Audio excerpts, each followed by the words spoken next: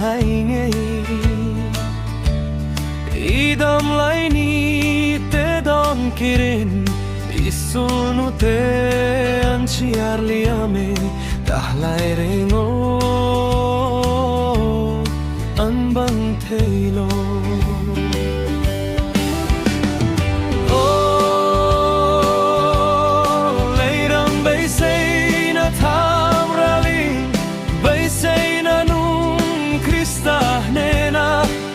Qual zengkong iril to anga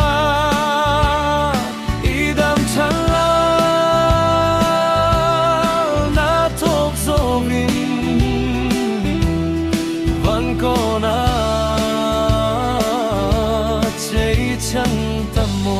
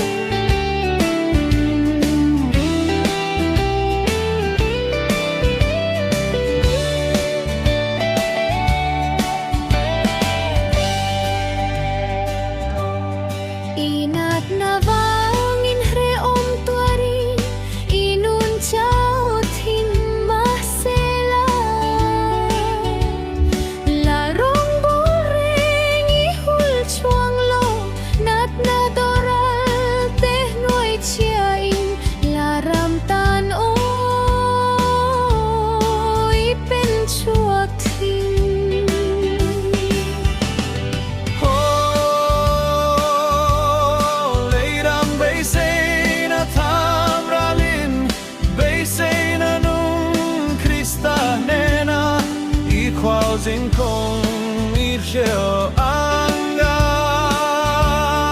idam chala na thop zovin van kona chei chang tamo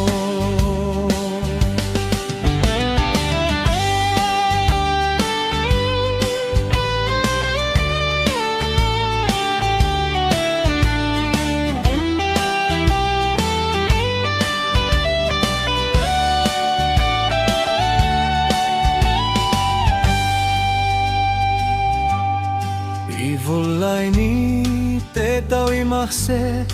ihming ngayon maday taflong thang chua dier kan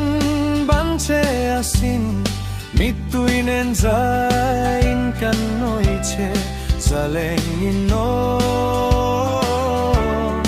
an choi moi che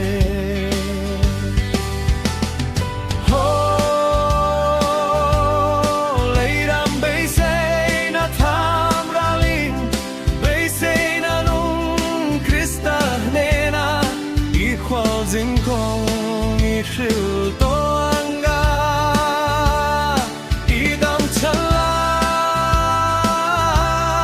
na thok zovin van ko